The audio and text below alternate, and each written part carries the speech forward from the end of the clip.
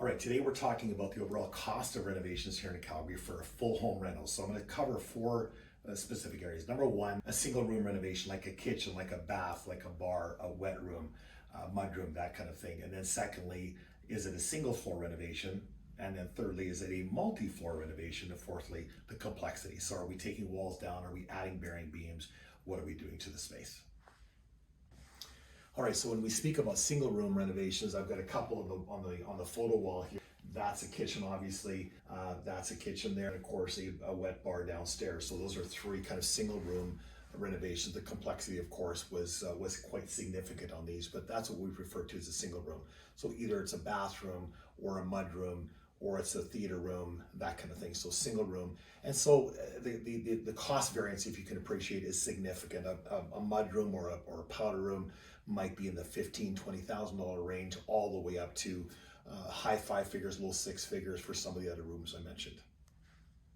All right, so on a single floor renovation, of course, it really comes down to complexity as well, which we'll discuss in a minute.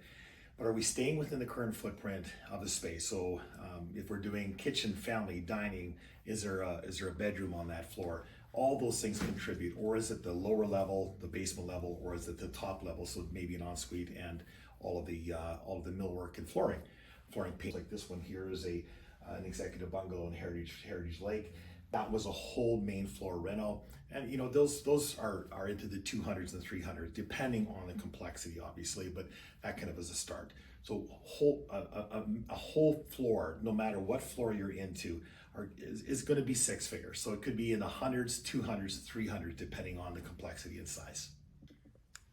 So on multiple floor rentals, I don't have one in particular. This one happens to be a custom home here, so that was all three floors. What I want to address is when you're dealing with multiple floors, a lot of times what's happening, we've done secondary suites, or we've done a mother-in-law suite in the lower level, those kinds of things. And then typically the ensuite is not the way the mom of the home wants it on the top floor. So it really brings in complexity. So when you're talking about multiple floors, especially if it's two floors, typically you're into high 200s, low 300s, even low 400s, depending on the size and complexity of the space.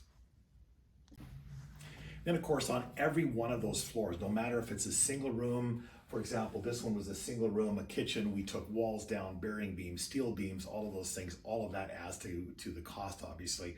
But when you're dealing with a single room and the complexity, or a multi-floor, it all comes down to complexity. So is the plumbing remaining in the current space, or is it being relocated? Something I want to just address is that's kind of a misunderstanding, is that there's a big cost to relocate plumbing. Truth be known, it's not, because it's plastic. The real cost is the fixture, the quality of the fixtures that you add at the back end. So that's one kind of a misunderstanding. But no matter how you put this all together, the complexity really is what steers the budget. Moving walls, bearing beams, point loads, all of that, adding a vault, all of that adds to the cost, obviously. But again, it comes down to when you're dealing with your designer, make sure you talk those things through at the onset.